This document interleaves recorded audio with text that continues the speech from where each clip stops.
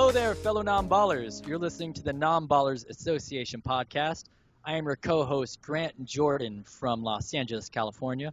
Coming at you from Nanjing, China, your other co-host, Bobby Wilson.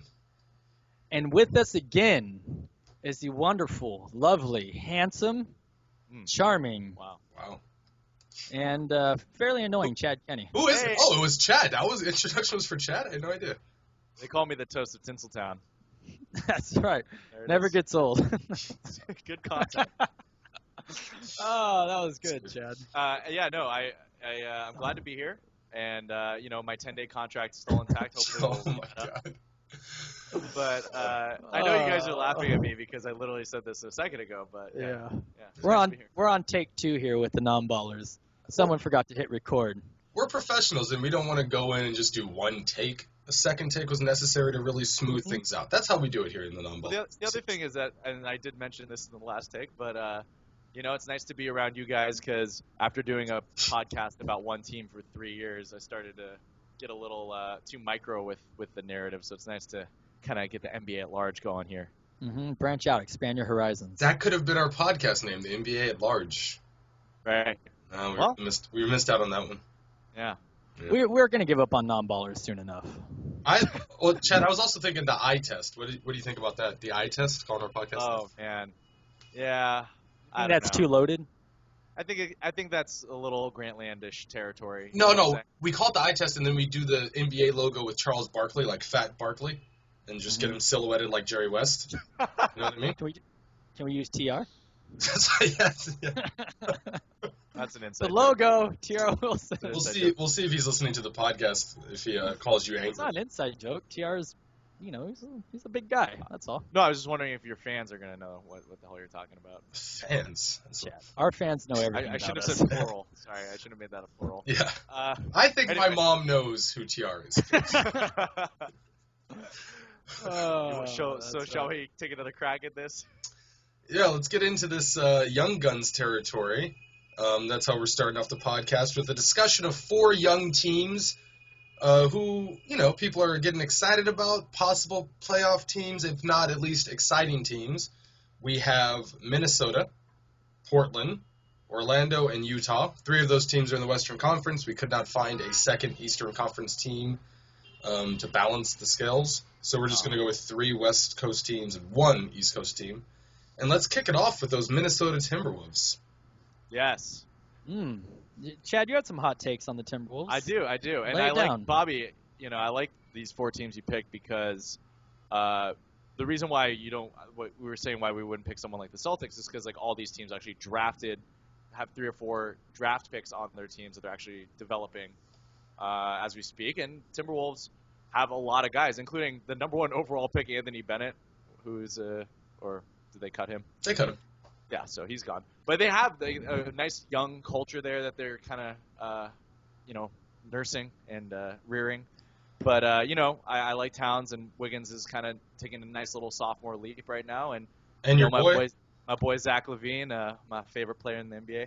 So dumb. But, we were talking about how the Wolves look really sexy, but Are they a playoff team? well, the thing about that is, like, you look at a lot of these other teams that are going to be fighting for the bottom playoff spots in the West, and you're going to have like the Phoenixes and the Dallases that are going to have guys who there's some youth on the teams, but for the most part they have guys who've been there before, guys you can rely on in crunch time, probably a stronger identity as a team. So I don't see Minnesota kind of sneaking in this year. I mean, they're very close to making that, but I mean, it's the Western Conference we're talking about.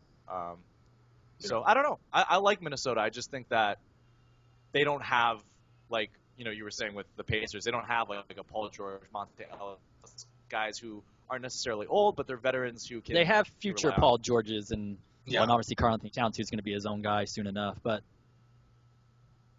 they don't have.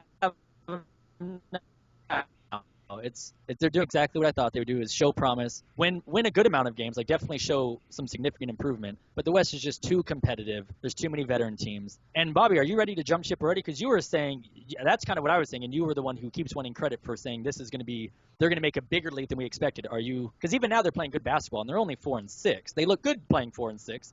It's about as good as I would have hoped they would be. But I mean, eventually, if they're going to turn into what you thought this year, they're going to need to be at about 44 wins or so at least. Well, my initial prediction was that, because ESPN had ranked them the worst team in the Western Conference. My initial prediction was that was not going to be the case. That's insane. That's what they ranked them below the Lakers, and I just thought that was crazy. And then last week I revised it and said they would make the playoffs. I think that they will be the 9th best team in the Western Conference. I don't see them getting in the playoffs, but I see them being like hanging tough, doing what they did versus back to where they were with Kevin Love. They'll be right back there. Which is what I thought they would do last year, honestly. I've been high on this team for a couple of years now because I just think they have a ton of talent, obviously. And that it's a good assessment. I mean, but can you imagine that addition of Towns to what they had last year? I mean, you're looking at a completely different team. Exactly. And the upside's much higher all of a sudden with the addition of him and how he's looked. And although they don't have the veterans that can close games like Monta Ellis or Paul George or like some of the West Coast teams Chad was talking about, like Dirk, or around Phoenix, they have, I guess, Charlie Villanueva. Right. And Phoenix doesn't have like a veteran closer, but they just have, Tyson Chandler, and they have a couple proven scorers in Bledsoe and Keith. Minnesota doesn't quite have those guys, but it does have some veteran leadership with KG and Kevin Martin and Pekovic and Tayshaun Prince. I think at any point in the season, the number one indicator is like if you're a good, solid playoff team, you don't lose 3 games in a row at any point in time, or don't do it multiple times. And I think the Timberwolves have already lost games. They've lost 4 in a row as we speak. That playoff teams or early-looking playoff teams, they just don't. They figure it out. You don't. I don't know. I don't think you can have stretches like that in the Western Conference. The craziest thing too is that they're 0-5 at home. Right. They're 4-1 on the road. Random. Yeah. That's bizarre. If you're a Western So Conference weird. team and you're serious about getting in the playoffs, especially like in the 6 to 8 range, you just got to beat up on the East. You have to. Currently, the Eastern Conference has a better record against the Western Conference. Nice. Did you know that? There's not some anomaly. Mark Cuban said right now the Eastern Conference is better than the Western Conference. Yeah, we'll get to Cuban. I'm just saying. One last thing about Minnesota, and then let's move to the next team. They are 10th in offensive efficiency, which is the highest of all the teams that we mentioned. No, there's one team higher, and we can talk about them next. But yeah, 10th in offensive efficiency is solid. So we move on to next. Yeah, this team's going to be good. They're going to learn this year, and then next year I think they are seriously in the discussion for a playoff spot 100%. I can't see it happening this year. They're already playing good, and they're already not in the playoffs. So the next team is a team that I think even next year won't be in that discussion. I think they're 2 years away, and that's the Portland Trailblazers, who are 6th in offensive efficiency. And obviously they sport one of the premier backcourts. I mean, really, McCollum and Lillard are about to be the next, like, Bill Wall or whatever. Obviously, they're not going to be the next Curry Thompson because that's a whole other level. But McCollum and Lillard is a legitimate NBA backcourt right now. Mm-hmm. I mean, the Blazers, I like Neil O'Shea. He's done such good work for the Clippers, and he's just like a really bright guy. And you can just tell they have Did you pieces. say the Clippers or the Blazers? Well, I believe he still works for the Blazers. Yeah. He's still a GM, yeah. You said Clippers. He did. He worked for the Clippers. He got us Bledsoe. I see. He executed the Paul deal. I thought you just said Clippers on the brain like usual. Yeah, no. I understand. Neil now. O'Shea was great for us, and he is a good basketball mind. So with that in place, you think that Portland has some stability. I mean, McCollum is like what a find, like at his place in the draft. And, he's got long-term projects like Myers Leonard. They traded for Vonleh. I mean, like, if he can be something, I don't know. I mean, they have some guys that are young. Well, that's really where it is in the front court. That's where the development has to take place. Because in the backcourt, it's solid. Lillard and McCollum are going out and they're scoring at a high rate every single game.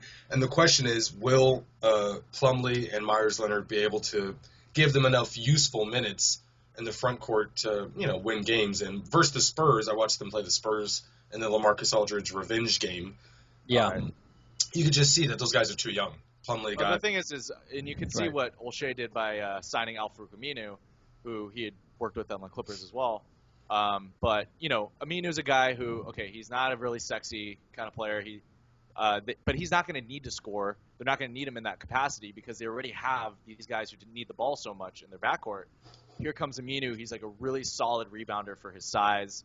So they have like a lot of pieces there that can contribute, just like Wes Matthews did, is like just get him used to his role for a few years, get these guys used to their roles. And I'll tell you what they have over Minnesota to link the two teams. They have Terry Stotts, whose system is great, and at least offensively. I mean, defensively, whatever.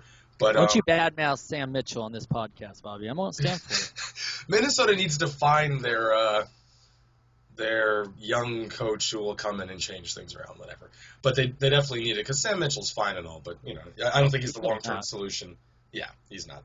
I don't think that anything regarding coaching in Minnesota is going to change this year because it's just a very touchy subject. And the great thing with them is, regardless of the fact that they don't have great leadership at the head coaching position, I mean, Sam Mitchell gets enough respect in the locker room from what I understand, but he's not some great forward-thinking coach, is they do have the luxury of having Kevin Garnett and Tayshaun Prince and all these other guys. So the locker room's going to stay in check. Their work habits are going to be this there. This is going to sound, which is fine. Really cliched, but, having the Flip Saunders thing happen this season maybe gives them a little bit more to play for.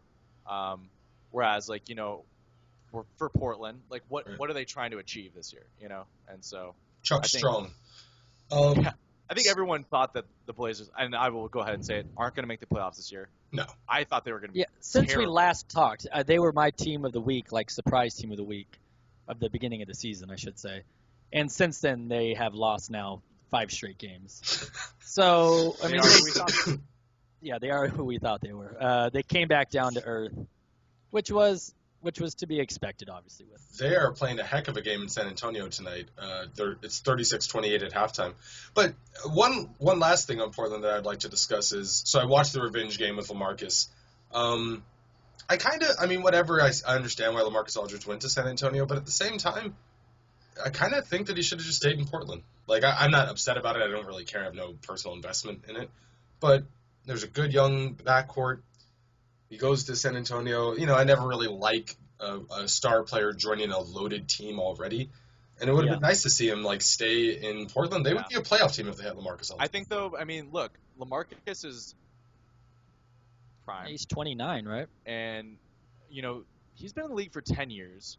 And they have been just the epitome of mediocrity in the Western Conference. And that's got to get to a guy. Also, he had been there for so long earning his stripes. It was Brandon Roy's team. Then there was that transitional period where we thought that the Odin Aldridge thing was going to work. Obviously, all that failed. But as soon as Lillard came in, he's the guy getting the national commercials. He's the guy that is a way more internet friendly kind of guy that, he became a star instantly. And I'm sure LaMarcus kind of had a little bit of a chip on his shoulder, maybe wanted to get, just like DeAndre Jordan wanted to kind of get wooed and courted, and it just seemed like that's. But he went to a team that's so unsexy in this. I mean, I was gonna say they're critically, sexy, but they're not like the team. But that's what everyone said now about the way that the paradigm has shifted in the NBA, where it doesn't matter where you play anymore. It just now people just want to win because you're going to get the endorsement deals, you're going to get money on the back end. So right. I think people say that. I think people want to put a blanket narrative on the whole thing. It just depends. It's just a player-to-player thing. LaMarcus wanted to go to San Antonio because he cares about winning, but when Melo. Yeah, I was going to say, when Melo's free agency came up, he was like, what, Chicago? I guess I could win there. But New York, I got Lala and whatever, that business he was starting. Yeah, and Remember that? He's not a big market guy. No, he's not. There's nothing about him, And to be completely fair, no one ever really thought LaMarcus was that great. I think he got taken for granted a lot in the first 5-6 years of his career. Then people started having the conversation, is he the best in the West? Best power forward in the West because Love and Griffin, but that's only because the Blazers he had more chance of a shine when Roy got injured. So yeah, I mean, ever since the power forward glory days of Duncan, Nowitzki, Garnett, and Weber, when we had those 4 guys in the West, we haven't really had the current power forwards. None of them have proven their greatness like any of those guys did. Those are MVPs and stuff. You have Griffin and Kevin Love and LaMarcus. None of those. That class doesn't really compare to those 4 other guys, 3 of which are Hall of Famers. The 4th might be. You don't think of Griffin and Kevin Love and LaMarcus Aldridge of slotting themselves into the Hall of Fame already. It's maybe they'll get in. Because those guys were able to do things like Garnett, won all those games that one year in 2004, his MVP season, with a very subpar team. He had a couple a Zerbiak and a Sprewell and a Cassell. Sam Cassell had right. one of the best seasons of his career. Right. Yeah. But Kevin Love, remember that season they had Rubio, Pekovic, Kirilenko, and the Brandon Roy rebuilding project, and he couldn't even get an 8th seed. I mean, Love is not that kind of transcendent kind of player. I mean, it's just that's not who these guys are. That's not who LaMarcus Aldridge is. No matter how much people want to say in the offseason he was the number one free agent this offseason, other than LeBron, I guess, that was never a question. Kawhi. I don't know. It just things have changed. Well, I mean, Go yeah, ahead. it has changed. No, I was gonna say like he went to the Spurs, and right now he's, and I'm actually a huge LaMarcus fan, and I think he's a little bit better than kind of people give him credit for. I do think he's one of the best players in the NBA. I think he's top 12. He's one of the best mid-range shooters in the game. Like not even position. Like you don't even have to have a qualifier. Yeah, he has like, he has a super elite skill. Deadly in that way. But he's gone to a Spurs team where you thought he was going to come in and be top dog. Granted, they're a very team-oriented squad. And Kawhi Leonard has kind of asserted himself as being the go-to guy, which is, I think, surprising to a lot of people. Right. It's not going to be a problem, though, once Duncan retires. No, the egos will work. I mean, I'm not worried about that. I'm just saying you thought LaMarcus, I know he's figuring it out, but you thought he might assert himself even more. Within and the system. It's actually for a better thing. I think they're better off having Kawhi be the best player on the team anyhow. Absolutely. Kawhi has a higher ceiling. Yes. Yeah. All right, so you want to stay in the West or you want to hop over to the East? Let's just do the last Western Conference team. The one that is, this was everybody's pick before the season for them to make the leap this year. So this one isn't a surprise, and it's the Utah Jazz, who I'm going to go ahead and say right now I do not like watching. I don't like them, but they're good. They're definitely a team that NBA hipsters only get down with. I can't imagine them turning any heads if they're on national television or anything, Yeah. But they've gotten some quality victories recently, but very inconsistent team. They just don't have one player that I really like watching is my problem. I guess it's They really don't. Yeah. At all. Well, the thing is I watched them play Atlanta last night, and Rodney Hood was going off. I'm like, all right, Rodney Hood, do your thing. But that's what they needed. Not fun. I know them. They won by 1 point. They Rodney needed Hood scoring from the wing. I mean, Burks. I've never really gotten a pulse on Burks. Yeah, he's not having a great start to the season. Trey Burke came out hot. He's starting to level out a bit, but and Gordon Hayward has still been much more inconsistent than he has been in the past few seasons. Derek Favors, right? Who is the toast of that Darren Williams trade. That was their piece that they got in return. How high is this guy's ceiling? I think this is about as good as he can get, right? I don't know. Also, how high is that guy? Period. Yeah, is he 6'10"? Because I don't think he's 6'10". He's listed at 6'10", but he looks 6'10". I agree. But regardless, I mean, this is his 5th year in the league, and he's at 16-9, which is solid. But he's not turning into a 22-10 guy and a centerpiece. They're never going to. He's a nice complementary player. He reminds me of Greg Monroe, that kind of thing, where it's you could bet on Greg Monroe, but probably shouldn't. But he's not even as offensively dangerous as Monroe he's not is. as polished. For sure. Monroe could just go off randomly. Monroe was always one of those guys I had on fantasy teams, and I kept drafting him, thinking, okay, this is going to be his year. Yeah. And it just never happened. And I don't know. Probably good for him that he got out of Detroit, but I mean. Would you pick Paul Millsap over Favors? I think Millsap is a great guy for that kind of team. Not even close. He was so dynamic. Paul Millsap over Derek Favors. I don't think that they're going to get that kind of replacement of that value with Favors. But again, I don't think same thing with Minnesota. I think they're just almost close to making that jump. But so you don't think they're going to make the playoffs? I don't know. It's pretty early to tell, man. I mean, they out of the 3 we just talked about probably have the best chance. Definitely. But they're currently at the 5 spot right now, and as we talked about, Memphis currently is not in the playoffs. Obviously it's way early. Neither is Houston, who's a lock for the playoffs. Memphis is not necessarily a lock. I still think they're gonna turn around into being a pretty solid team this year. I know they've looked very bad, but they're still. Well, and there's also 3 teams in the top 8 that will probably. I mean, so those 2 teams could get in, but also I don't think Denver, Phoenix, and Dallas are going to. Denver's out for sure. Oh, so you don't think Phoenix is going to make the playoffs? Because no. I've seen them a few times now, and they seem constructed the same way that they did with that Goran Dragic year where they won 48 and were knocking on the door. I kind of think they're in that wheelhouse. Eric Bledsoe's playing really well for them right now. They're starting to get an identity. It seems like they were sort of figuring it out.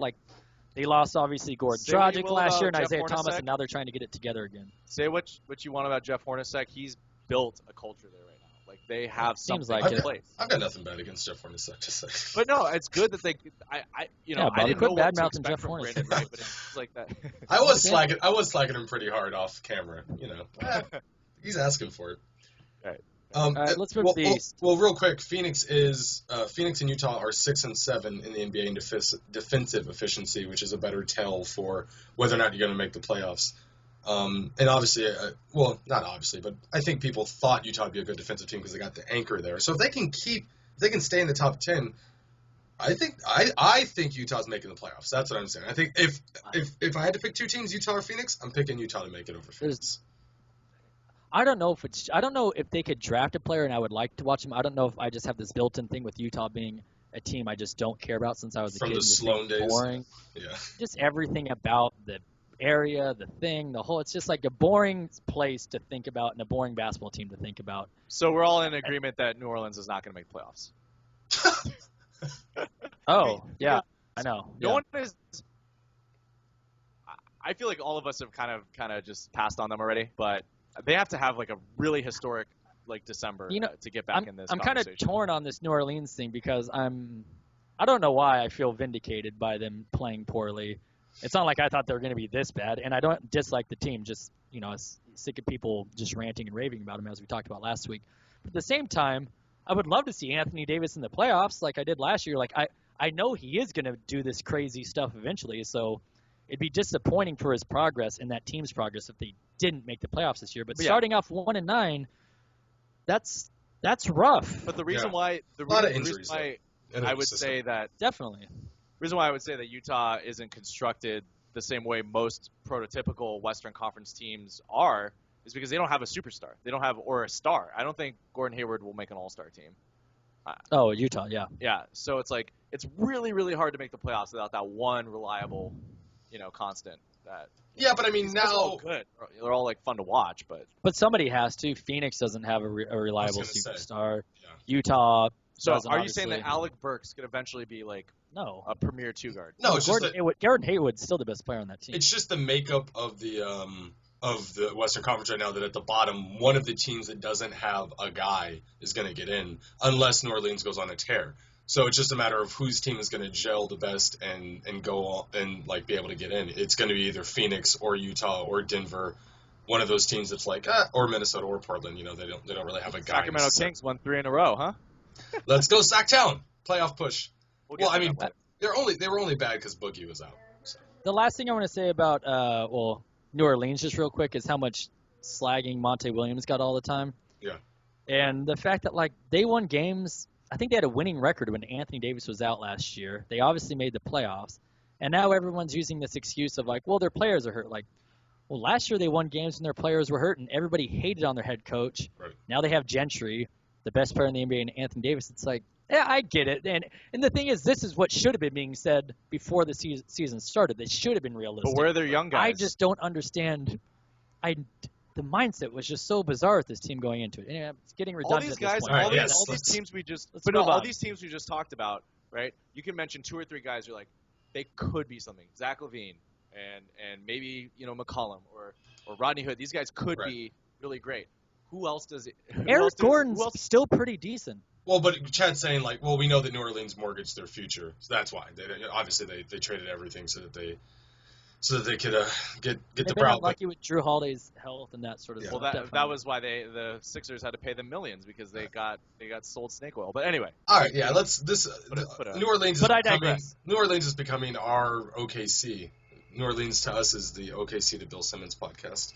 All right, so here we go with the Orlando Magic in the Eastern Conference, the much improved Eastern Conference. I love this team. I love this team. Impossible not to like. They are the exact inverse of Utah, where they have 7 players I like watching. Like I like all of their players.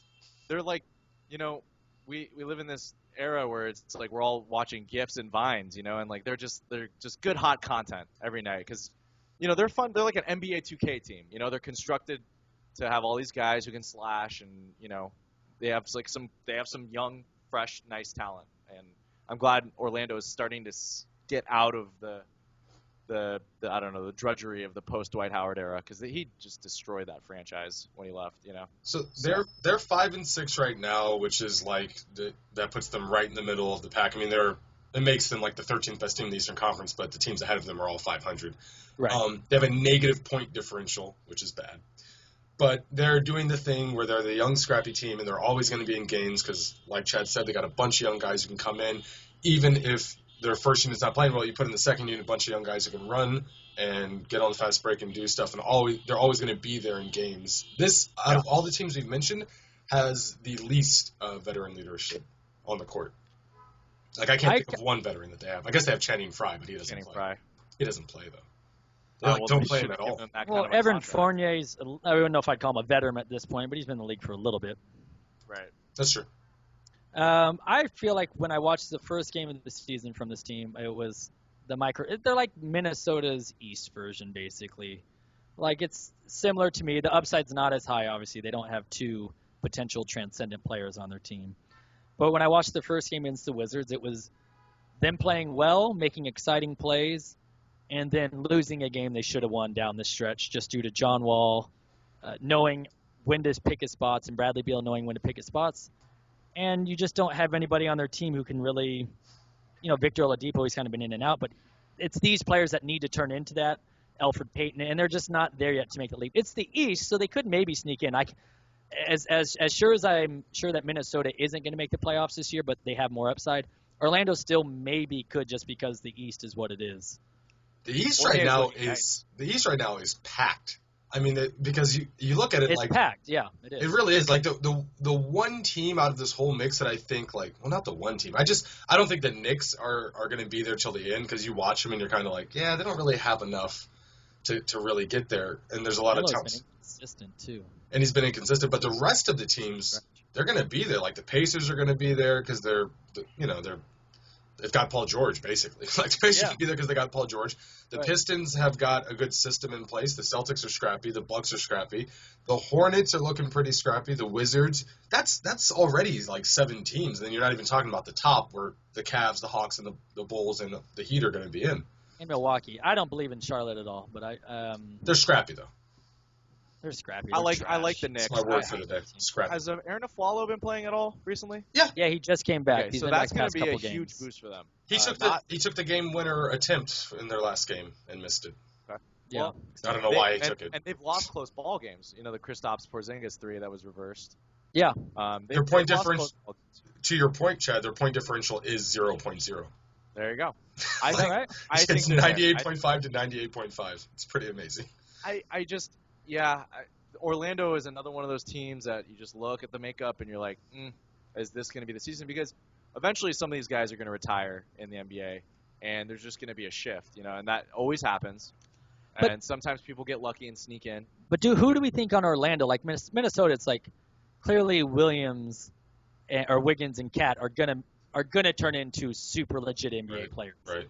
It's like, do I think Aaron Gordon, Mario Hezonja, Tobias Harris, like I'd put my money on Tobias Harris. So they're there. Yeah, but he's not going to be Vucevic that guy. is still young. I mean, he's an all-star. Oladipo is a potential all-star. They're more of a team by committee to me than like a Minnesota where they could have just 2 superstars and role players. This team right now is still a team by committee.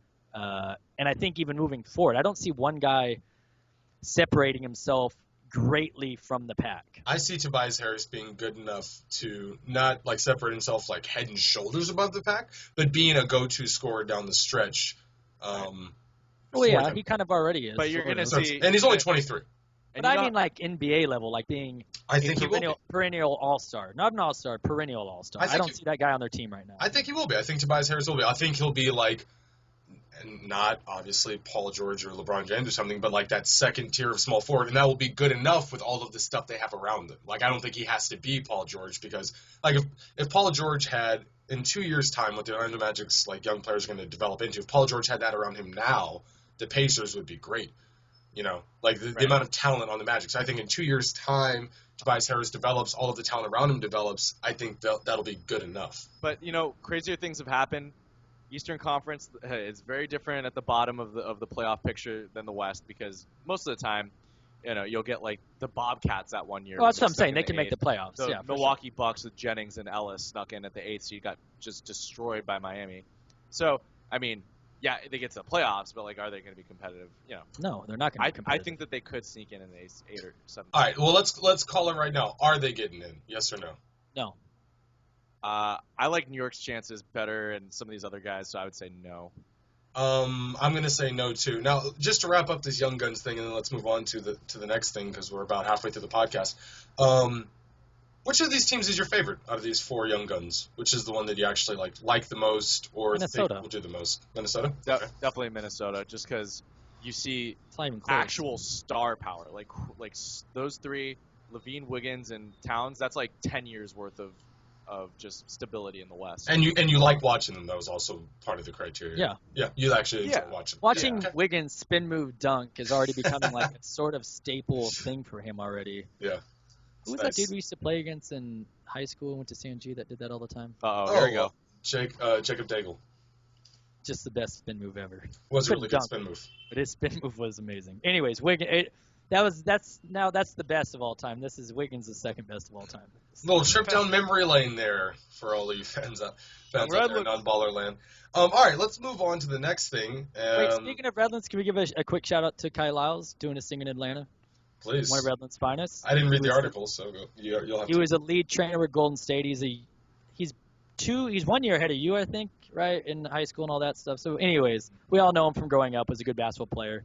Training staff with Golden State last year. One of the lead trainers helped them win that championship, and then was handpicked by Coach Bud in Atlanta to lead the training staff, start from scratch, hire all his own guys, and got a nice article written about him, Kyle Korver, on ESPN just recently. Some quotes, some photos.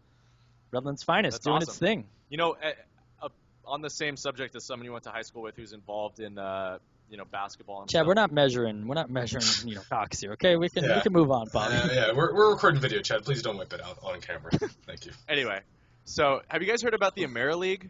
This other NBA, it's another basketball professional What? league that they're trying to start up.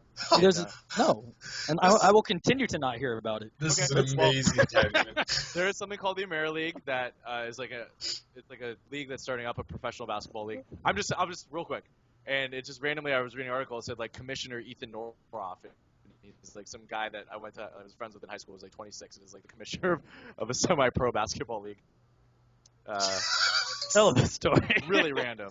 Tell us. All right, ladies and gentlemen, there you go. Well, I like getting torched. That was pretty interesting. we've all got famous friends. Sorry, so let's move on to the. No, it's solid. Let's move on That to. was good. We're gonna do a couple of human interest stories. Whatever. The Sacramento Kings dysfunction this week really boiled over. Or did it? Or did it? Yeah. So there was a players-only meeting. Just to recap real quick, there's a players-only meeting that got crashed by the coaches. Boogie and George Karl got into it. Boogie apparently had a profanity-laced rant towards Karl. George Karl wanted to suspend Boogie. Vlade Divac said you can't do that. And then there was talk of Karl's job. Actually, I want to use the term Karl's head. They were talking about having Karl's head. I just like that phrase better. And then Vlade Divac smoked a cigarette and decided that none of that was going to happen, and that he's going to coach for the entire season. So that happens, and then as Did he Chad say mentioned- that? Yeah, he Did said. he say? Yeah. When did he say that? I don't know if it was a direct quote, but that was like one of those I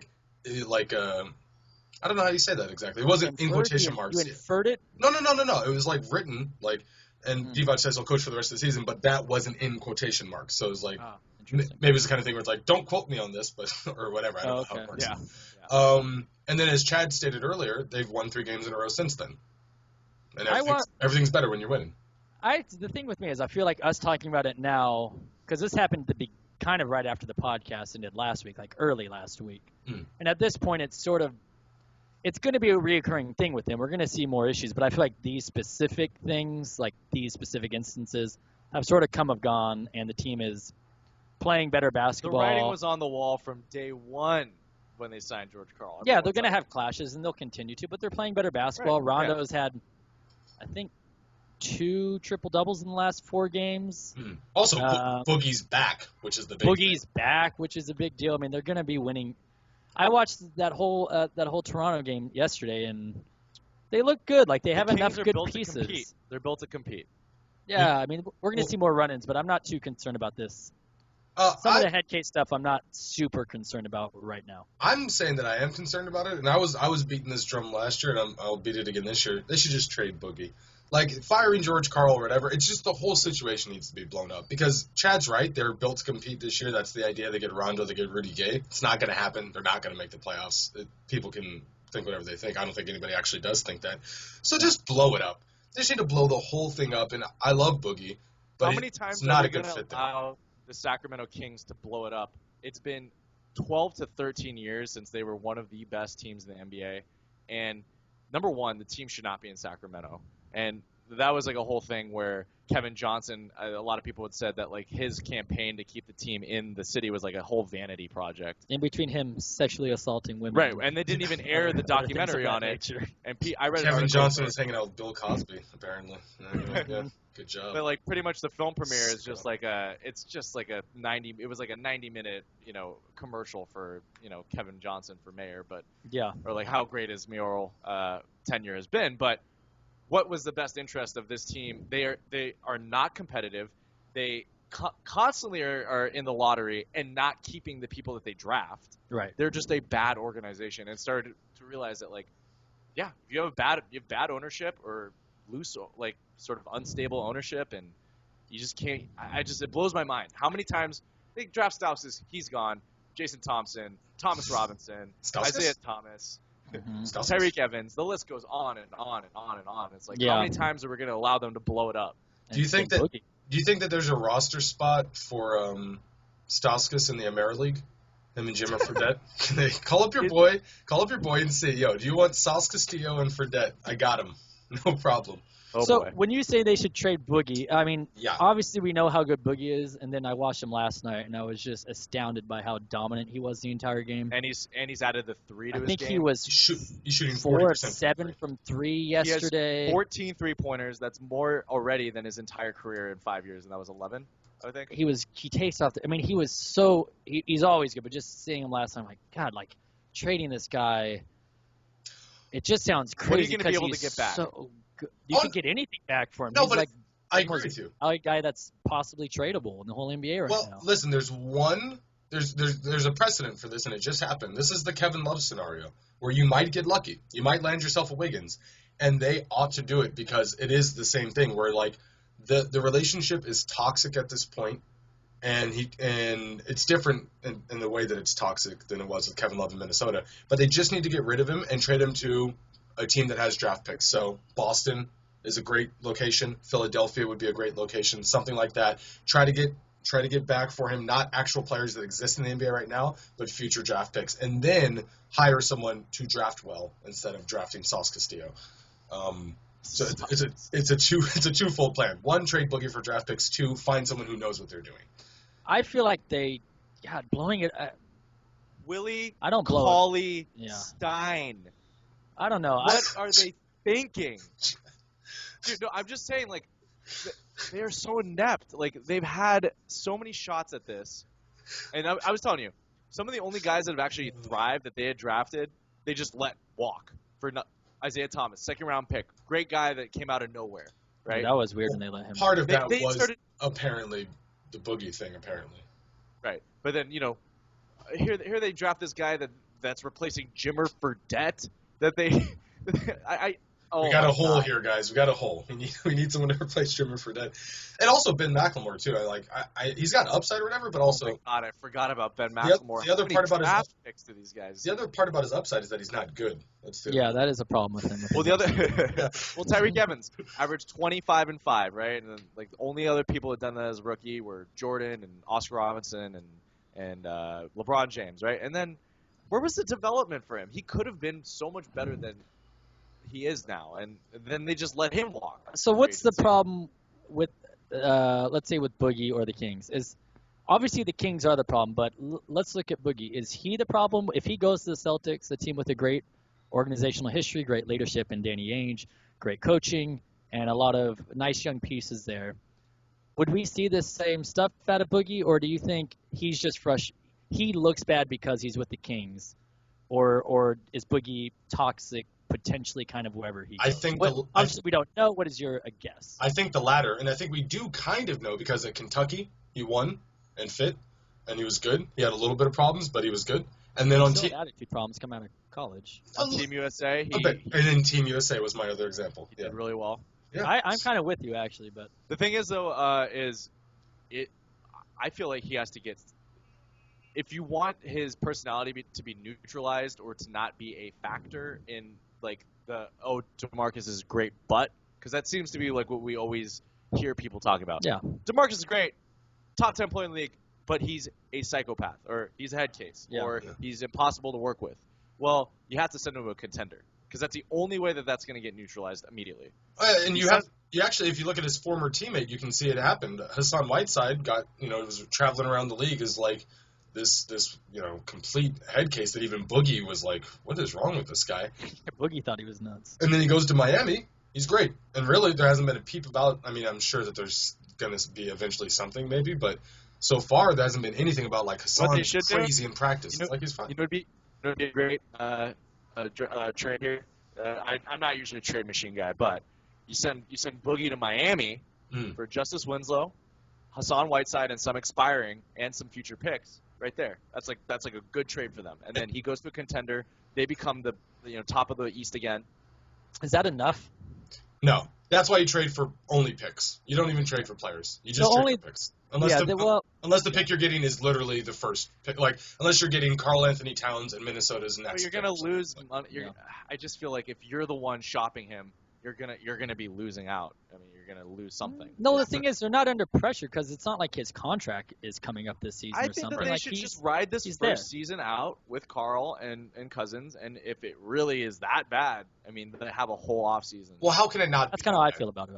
Well, but how can it not be that bad? Because when they're healthy, they've kind of been okay. So, That's true. I mean, I feel like you got to let it play out. It takes and you time don't think to that these implement coaches knew the kinds of personalities they were bringing in here? Rondo and I'm not blaming George Karl. I'm not blaming George Karl. I'm blaming the amount of money that they've dedicated to a roster that can't get in the playoffs. It's just the whole thing is a problem. Is all. And because what are they gonna tell season ticket holders? I mean, they have to try. Well, no, you don't. You can just be Philadelphia. You don't have to try. Chad, that's a myth. Bobby, they've been doing this since 2004, man. Like, run it back. Think about all the different eras that. I mean, my buddy had a deck of like playing cards from like I think it was 2009 or something. It was like Sacramento Kings playing cards, and I'm just like going through there looking at that roster. I was like, wow, Sharif Abdur-Rahim, Bonzi Wells. Really? In 2009? No, maybe it was a little bit earlier than that because Abdur-Rahim was still in the league. And then like Spencer Hawes. Like, how many guys have gone through this organization? When do you just say they're not a good professional basketball team and they don't know how to run a freaking team? Everybody knows that. That's a fact. They shouldn't be allowed to blow it up. They should be trying to compete. They should keep Boogie and just commit to that investment, you know? Well, agree to disagree. It was the only time they've had an all-star since Chris Webber. All right, deep breath. The only reason I want him to trade Boogie is because I'd like to see Boogie on in a real organization with a real team. I don't think it's in their best interest to trade him. No. But for me, because I like Boogie, I think it's in his best. I think it's in their best interest in a way, in a very specific way that they. This is exactly what LeBron James was saying in 2011 or something, 2012. He was talking about contraction in the league.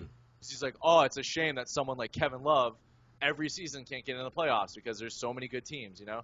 And this is you're making the same argument for Boogie Cousins. Like, okay, yeah, it'd be great to see him on a contender, but it's like everyone's a contender right now. I'm not saying that he should go to contender. I was saying Boston or Philly. I don't think that he should necessarily go to contender. I just think what does Philly give them? They have picks. Big men already. Picks. They give him picks.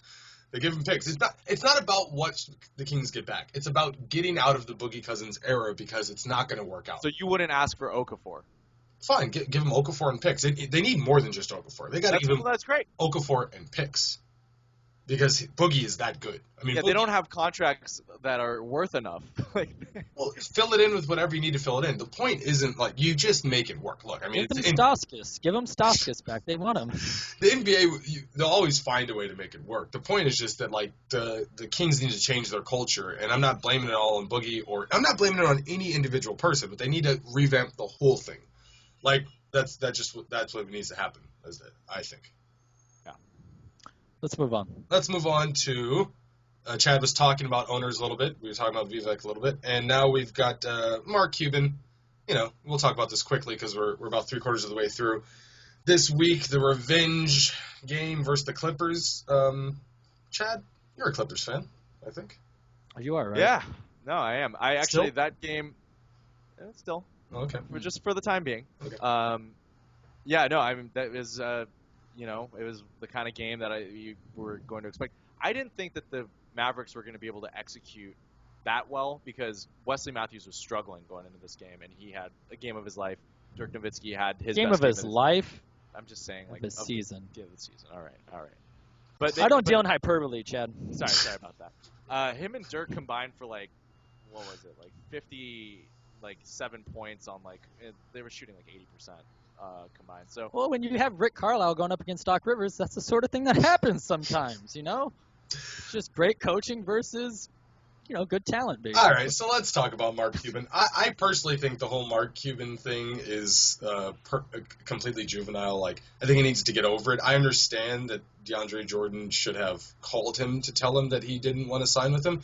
But beyond that, reneging on a business deal isn't the worst thing in the world. And, the way Mark Cuban is acting about it, and I'm going to release his text messages. It's like, all right. Okay, that's where it started to get just way too weird. But, I mean, I listened to a lot of sound clips on Cuban and a lot of, his interviews over the summer. He says, of course, these kind of deals happen. On Shark Tank, it happens all the time. Where on camera, they said that they're going to do a deal. Then they do due diligence. They do background checks, and it doesn't work out. It's a handshake agreement. It's words. But obviously, there's a lot of things that went down with him and his representation. Because obviously, it was well documented that his agent has pulled off shady deals with Mark Cuban all the time where, okay, I couldn't get you Dwight Howard. I'm going to get Dwight Howard to Houston. But, hey, Houston, look, you're going to have to let Chandler Parsons go to Dallas. So, that's how this business works. I don't know. If DeAndre, I think he just kind of got duped into this, and it just kind of it escalated real quickly, DeAndre was an innocent bystander, just a bright-eyed boy in a big. He's always been this. I could totally see DeAndre just being really immature about it, but he's a kid, and he's never had to learn the hard way. This is the first time. I mean, whatever. Whatever the reasons for him doing it are, or even if he would have signed anything, whatever. None of that even matters. It's just Cuban's reaction, and he's turning himself into Vince McMahon. I just think that I think that this needs to stop. I hope it's done now. We milked it for all it was worth. The commercial promo for ESPN leading up to the game, they had Phil Collins take a look at me now, playing, and classic breakup song, and they had all these edits of DeAndre Jordan hugging a Clippers teammate, looking into the crowd, and Mark Cuban looking back, and they milked it. I mean, it's got to be done now. And for him to say, "I'm going to reveal the text," it's okay, dude, you're obviously in a better position than DeAndre Jordan. You don't. Plus, all's well that ends well. They got Zaza Pachulia, and it's fine. It's water under the bridge. Zaza Pachulia has the ugliest game of any NBA player since Jeff Foster. It's his basic skill is just physicality. Zaza, Jeff Foster could at least dunk from the free throw line. And Jeff Foster was one of the best offensive rebounders. I'll tell you. Actually, Zaza's a fine player, actually. Oh, I'm not saying he's not good. I'm saying his game looks ugly. He's good. Don't worry, Bobby. They got JaVale McGee coming back. Get out of here. Did they sign JaVale McGee? Yep. He has a broken leg, though. From what? Doing a cannonball into a swimming pool? It's something stupid. Him and Andrew Bynum were going hang gliding. And Bobby, did you see Charlie Villanueva's game the other day? Oh my God! I'm not lying. He stepped in and had 18 points for them. Hit 4 threes. He did his Charlie Villanueva thing. That's why you sign him. That's why you get him. NBA pro. He does this every year. He gets hot and wins games for people randomly. He always has been too. His career average is 14. That's the other thing is that he's always one of those guys when you're looking at scoring records per season, on Sporkle, and you're doing a quiz, and it's down to Why are you saying these are things people do? When you're. And I hope anyone listening knows what the hell Sporkle is, but yeah, I mean, Villanueva would just score 42 at random, when he was in Toronto or on the Pistons, He's like the better version of Drew Gooden. Villanueva's most famous for Kevin Garnett roasting him that one time. Oh yeah, about the cancer thing. KG. One last note on Dallas, and then let's just do sights and sounds. We're already there. Chandler Parsons also needs to be quiet. with Mark Cuban. They both need to go somewhere together and just be quiet together. Because Chandler Parsons, it started when James Harden first told him he wasn't good, and then Chandler Parsons was like, no, but I am. And now it's ended with the fact that he isn't, what he thought he was. He's a fine NBA player, but, he's not that guy. He's not the next Dirk for Dallas. I love that story about how just Harden and Howard were just eat separately from the rest of the team. So funny. So funny. Chandler. No, don't sit down. No, just grab me a Coke. Yeah. No, What's up with James Harden not being good? hiring women to sleep with him and stuff like this? Have you he flies in high profile strippers and things like that to spend a weekend with them? You got to get it in, Doug. Come on now. But he is ugly, but still, does he have to fly him in? My buddy told me a story that one of his homegirls was in Vegas and met him at a club, and he was like, yeah, I go to Arizona State. I'm going to get drafted in the NBA. And she was like, haha, yeah, really? But then she got his number.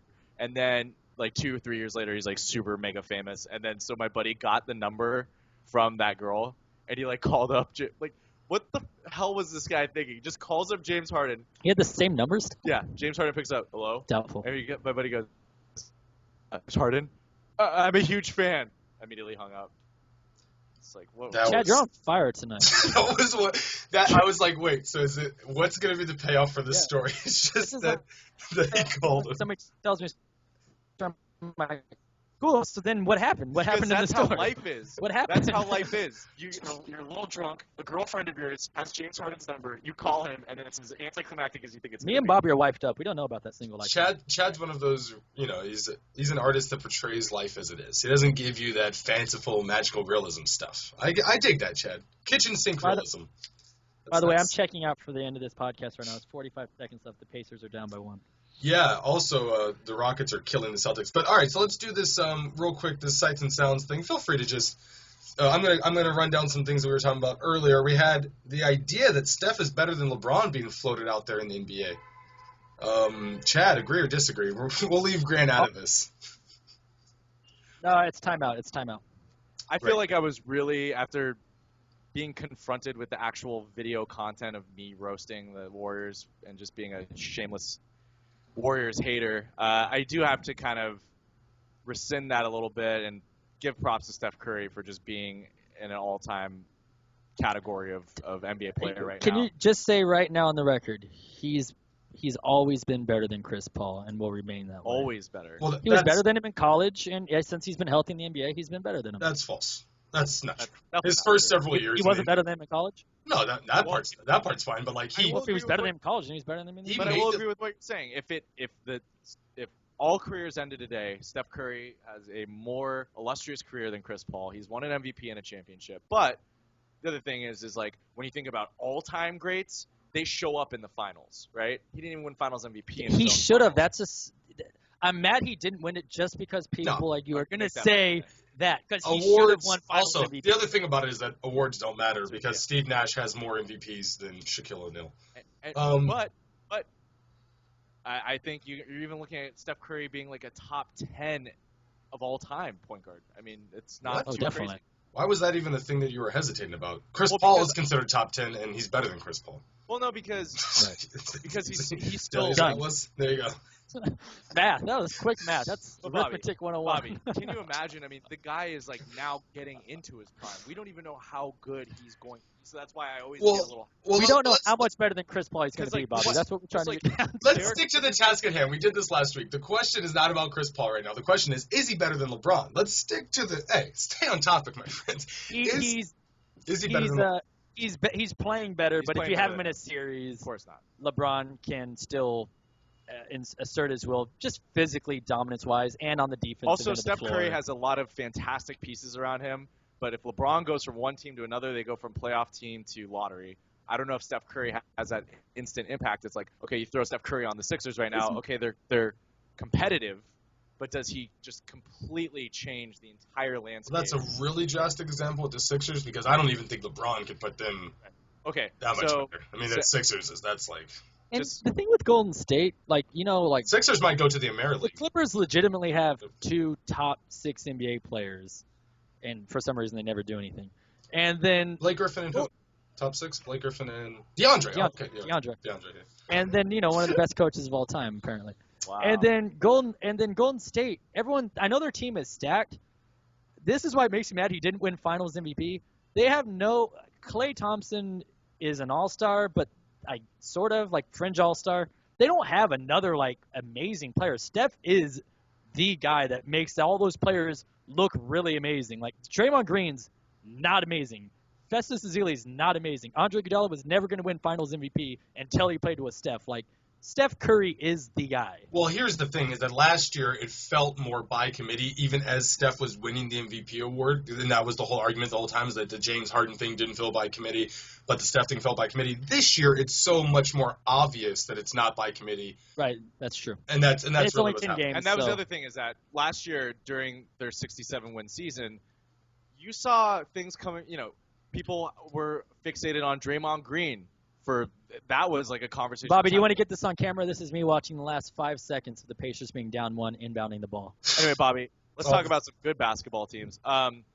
So that was the thing, is Draymond Green was the topic of conversation. I mean, Oh, shit. God damn it. Paul George shot a jumper and literally just got rejected at the peak of the jumper. By whom? Oh, I think it was Jimmy Butler? But I think I'm watching on my phone. They're showing Jimmy Butler, so I'm assuming it was Jimmy Butler. But anyway, Bobby, we had talked about Draymond Green ad nauseum last season about just how insanely overrated he was, or just the varying levels of how good is he. I think that's what people are trying to figure out all season. And then the other thing is Klay Thompson had so many moments on his own too, where people were like, "Oh my God, Klay Thompson is just wow. 37 and a quarter." Yeah. Whoa, that was insane. And you're getting people who had no interest in basketball day to day, oh wow, these guys are just incredible. Steph Curry is now, it's just it is just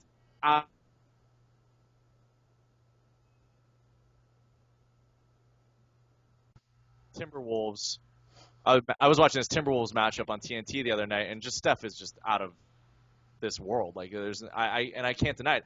I only just see it through the lens where I just watch them play the Clippers, so I'm always biased in that regard. But when you see the Warriors on their own and you watch a Warriors game where you have no emotional investment in it, how could you not be just blown away by what Steph Curry is just hitting 6 or 7 threes like it's nothing, Yeah. That was an amazing play by Jimmy Butler, by the way. Also, turn your video back on if you can. For some reason it went off.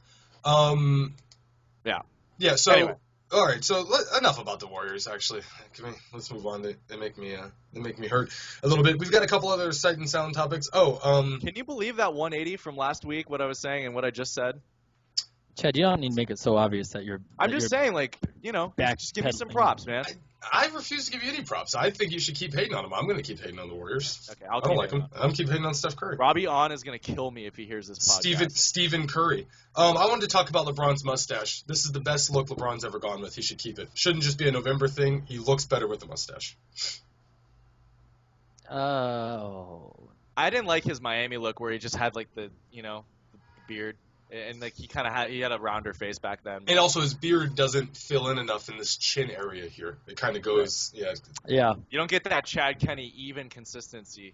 That's what the people want. They go into the shop to give me the Chad Kenny if you can. What's up with Well, but do you guys like the mustache or not? Yeah, I definitely think it's a good look. I think it looks funny. I don't actually think it looks good. No. All right. Wow. Yeah. What's up with your boy Simmons, Bobby? Always insinuating that LeBron James is using PEDs or was using PEDs. I don't know. I mean, he knows obviously stuff we don't know about the NBA because he's closer to real players and was covering the league intimately with Magic and Jalen on the TV show and all that stuff. But he insinuates, because it made me think of you saying he has a thinner face and he's more slender than he was with the Heat. Well, he went on that paleo diet. Yeah, so what's the deal with, have you ever heard... Has anything ever actually come out in some sort of way other than just he knows something we don't, or just insinuating from the way his body looks a bit and the fact that he has acne and he's 30? No, it's just that stuff. And it's, Bill Simmons has his fixations. So. Think about Bill anyhow. I think he's an upstanding gentleman who's done a lot of fine work in the world. All right. I also had Kobe versus This podcast is getting wacky. Anybody catch that Kobe Nowitzki game? Speaking of Simmons fixations. Oh, I have that on Shucks! Yeah, I missed that one. I had been Philip Nowitzki for the week. Wait. I think you talking about from 2004? I think I still have that one. That's what it was like, my man. It was a blast from the past. Oh, man, look at two legends going at it all these years later. Isn't it interesting? Speaking of the most infamous Mavericks-Lakers matchup ever is when, and this is when Kobe fans will always say, they'll be like, bro, he had 62 and 3/4. Phil sat in the fourth. Dude. Yeah, I know that one. That's like the most infamous. I've never seen like a good Mavericks-Lakers series in the playoffs. Well, the time the Mavericks eliminated them and then went on to win the finals. Right. Oh yeah, that was the only one. I loved it at the era, but like a good, like at the peak of powers, I don't think they ever got matched up. Well, that was the year after the Lakers won the championship. Supposed to be bad. Yeah, Yeah. That's when they were spontaneously combusted. That's when they found out. And sent JJ Barea back to Puerto Rico. But that was a shocking series. That was a shocking That series. was. Because they were the fourth seed and won the championship. I remember Game 4 was happening, and I get a call from Little Steve who tells me he was ill the night before and he wanted to know what was happening in the series. Oh, God. I'm using my one phone call. Make it count. He was doing his one phone call to find out what was going on with the Lakers. They swapped them. They got swapped. Since we're talking about Kobe, by the way, I was saying earlier, Kobe's defense now, whatever, we got to do a Kobe thing every week. But it's not just that it's bad, like in the half court. That's fine. It's also the lateral thing that he does where he misses a shot. Instead of just running back, he just runs across the court to try to steal the ball immediately. And it's something that you would do in high school, and the coach would be like, get back on defense and just pull you out. It's amazing that he does it. Like, it's high school basketball fundamentals. That's like high school summer league. That's like when you're playing like someone that's in like 2 divisions lower than you, and you don't have all your guys because some of them are on vacation or something, and you're playing in a summer league, and you're trying to do that thing, and like maybe it's not even your real head coach, they have like a head coach for the summer. It's like get Kenny out of the game. Kobe has turned into the guy at the pick-up game who's, well, Kobe was good at basketball, but the guy who was never actually good at basketball, but wants to tell everybody else what to do the entire game. And that guy who played with us 2 weekends ago. Exactly. Well, that's a perfect example of that person. Like, doesn't get through his pick, and instead of being like, "Oh, my bad, I should have fought harder through the pick," or the guy barely said a pick, just goes, "Switch it. It's obvious. Just switch it." It's like, well, you're just lazy and old. Don't yell at me because you're an idiot. And that's what Kobe's turned into at this point. Also, although he's a legend, but at this point he just yells at people and doesn't do anything productive on the floor, more or less. Also, they need to get, like, first of all, they should have never signed Lou Williams. They're already thinking about trading him. But it was dumb to sign any, like, Lou Williams, Roy Hibbert, who is unbelievably bad. He's like, horrible at basketball. I crazy. told everybody they were going to hate him in Los Angeles. They didn't realize he is the top frustrating player in the NBA. We should rank that maybe next week. Top 10 most frustrating players in the NBA. Yeah. Roy Hibbert, although everyone knows he definitely is pretty much terrible now. Jeff Green would be up there. Rudy Gay might be on that list. I love this idea, though, that Roy Hibbert's like, oh, well, because this was floated last year, like, it doesn't matter about the rebounds he averages because he boxes out. It's like, no, watch the game. It matters. Like, it's more than just it's funny. I hate that stat of, like, he doesn't really average 14 rebounds a game. They're letting him get – it's like, no. Like, Andre Drummond's not averaging 20 because no one else is getting him. You put Roy Hibbert there and tell him to do that, he's still getting you 7 rebounds a game. You put Andre Drummond on the Pacers, he's still getting you 15 to 17 rebounds a game. Like, quit making these lame excuses and advance. I said this last year when I was on the podcast, man. If Lance Stevenson, your shooting guard, is averaging more rebounds than your 7'2" center, you got to rethink that max contract. Yeah. But he did his thing for a couple of years with us when it mattered. But no, Bobby, it's funny because last year I was in San Francisco and my buddy works at the Four Seasons, and I was waiting for him outside, and Roy Hibbert just, like, walks up, right? And even I got a rebound on him. Oh. Hold up. Wow. Chad, you are on fire. I swear to God. I can't believe it. Oh. Can I tell some stories too, Bobby? I saw Gary Payton at the Four Seasons the other day. Did I tell you about? And Zach Randolph. Let me tell you what happened. I need to get re-up. I need to get re-up for the second 10-day contract. I gotta get my PR up. So check this out, Bobby. I'm sitting at the Four Seasons. Right. And then Gary Payton walks and goes to the bar. Okay. I like it so far. Is that it? Oh, that's the whole story. I mean, yeah, it was just crazy. I got a Reggie Miller story too. I ran into him at Barney's Beanery. Do you want me to tell that one? Or That's probably the whole story. That's probably the end of it. That is. Yeah, well, it was actually the night that Reggie was having his jersey retired at UCLA. He walked in the bar. No one said what's up to him, which was very offensive. And one guy was They're like, probably being polite. Reggie, congratulations tonight. I went, thanks. Waited 5 minutes to get a drink. The women behind were under 25. They had no idea who he was. He probably slept And with then he all of turned them around and already. walked away. I felt really bad for Reggie Miller. So what Reggie does, he sleeps with women. Guys, I got so many stories about NBA players. Do you want All me right, to keep... hold on. Before we go, I'm looking at per right now because I know Steph's is really high. It's at 35. Blake Griffin at 31. 31, you got Durant, Westbrook, James, Cousins, and who's 7th? Okay, hold on. I'll give you a clue. It's a big man.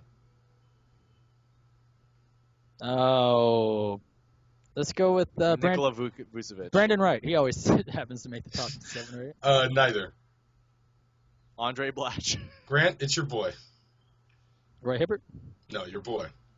No, your boy. I think that helps. Hassan Whiteside. Jan Mahimi. Hassan Whiteside's legit. He's better than DeAndre Jordan. False. Nope. I mean, not true at all. You can say that. It's fine. And maybe it's certainly up for debate. DeAndre Jordan is not in the top 50 in per, so you take that back, Grant.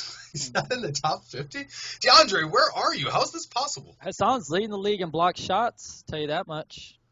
DeAndre's leading the league in being happy that he's not in Dallas. What? When did this turn into, like, let's just have to tear down every Clippers player? I don't tear down Blake Griffin. That's what Grant's been doing. I don't tear down Blake Griffin. I tear down overrated players. I don't think DeAndre Jordan's overrated, by the way. I think he's perfectly rated. I do too. I actually do no think one Hassan talks Whiteside about it. is better than him. I think actually no one talks about DeAndre. I think people will talk about Whiteside because he's a good story. No, it's not just that, though. But if Hassan Whiteside keeps it up like he's playing this year, then I'll agree with you. I just don't know if he's going to do this for the whole season. Correct. That's a chicken. I'm making a chicken little. Well, that's not chicken little, but I'm being a little bit of a chicken. All right. What do you guys think? We're about 67 minutes through. That's all the people can handle. I mean, should I tell more stories, or I'm just afraid that I won't get invited back next week. So people are going to be shell shocked from these stories. So I'm at a Tijuana whorehouse, and guess who walks in the door? Lamar? Too soon? Obviously Kevin Johnson. Kevin's Johnson. Okay. Well, one day when we go we'll have a discussion of broadcasters or sports figures that we hate. I will talk about Stu Lance for 25 minutes and tell you. Stu Lance is the benchmark for the worst. They're like, like it's the worst. Who's the Clippers guy? Mike Smith. Yeah. God. But I mean, Stu Lance is much worse. Like, and Kobe, how long have him and Blake been dating low key? At least Mike Smith actually knows something about basketball. He's a basketball. He knows Blake pretty intimately. I can tell you that much. And Kobe says, "Don't bring that to my house on the Lakers basketball." That's my favorite part. There you go. Wow, Bob, that was great. 30 years running. Oh my. Wait, well, let's do your other. Let's do I'm not doing it anymore. Do your Hubie Brown. No, I'm not doing it. Not doing it. Dear Mark Jackson. Not gonna be able to do it. Mark Jackson. And here's Iman Shumpert in the corner. And then you know what the rules is. Hand down, man down. Mama, there goes that man. There goes that man. The thing about hand down, man down is I might like it as a phrase if anybody else would have came up with it. And I actually don't even dislike Mark Jackson. I just don't like him saying that phrase. So you like Dwayne Wade, welcome to your Kodak moment? I don't like Dwayne Wade in any way, shape, or form. Correct. That's the correct answer to that question. He's a great player. If I saw him walking down the street, if he walked into Four Seasons Hotel, I would just turn right around. Never mind. Bobby, by the way, his poofy face when getting the front door. Bobby, by the way, we did like lightly discuss this, but we Darren Williams just straight up bald. We covered that one last week. No, we didn't. Oh, we just talked about that off. Well, we want to do hairline watch. Bobby, remember that next week, guys. Oh, that was off. Hot content coming for you. Did you? Yeah. Okay, and let's end on this. You guys. Oh wait, I think we already brought this up, but the Carlos Boozer shoe polish thing. How he revealed the story behind that. No, I didn't hear the story. No. He actually admitted to it. Like there was a game back in the day when the. I've seen the photos. Yeah. He actually admitted to it. He was like, "Man, you know what happened was I went there and they said they could hook me up, and so I did it." And like, yeah, it wasn't shoe polish. There was a product, and he went to a barber shop and they hooked him up. It's such a ridiculous photo online. It's great. Just a shiny black head. It makes no sense when you look at it. It's not even. He should have just looked in the mirror and just been like, No, that didn't work out so well. Yeah, exactly. He goes into the barber and he's like, give me the Shepard Fairey. Give me the Banksy. How did he not know? Give me the Bobby Wilson. I'm going with dignity, my man. All right. Well, let's end it now on a high note. Yeah, I guess so. Yeah. All right. Well, thank you for listening to the Non-Ballers. You can find us on iTunes. Please follow us there. And if you could, leave a comment. If you like the show, helps people find us and gets us higher in the rankings. So for those of you listening, give us a little shout. Tell us what you like. If you don't like it, feel free to keep that to yourself. False. If you don't like it, also put a comment down. That's also. That would be awesome. There's no such thing as bad publicity. Comments. That's right. Exactly. I want the negative comments. You're Bring going to get them on. plenty after your stories, Chad. Don't worry. Let's get these mouth breathers in here talking about, I really want the Kobe fans to just get on blast. All right, fair enough. Okay. And then you can find us at nonballers.com, Podbean, all these types of things. And, please give us a listen. I'm your co-host, Grant Jordan from Los Angeles, California. Your other co-host, Bobby Wilson from Nanjing, China. Chad, say. And the third head of the big three, Chad Kenny from Hollywood, California. Every NBA team has, the power three. What do they call it? The big three. Right. Chad. Wow. Right now you're like Serge Ibaka, but pretty soon you might be filling in that role. Chad's our Mario Chalmers. What we need, we need to find our LeBron. Is TR available? That's right. All right. Thank you for listening, y'all. See you next week. Bye.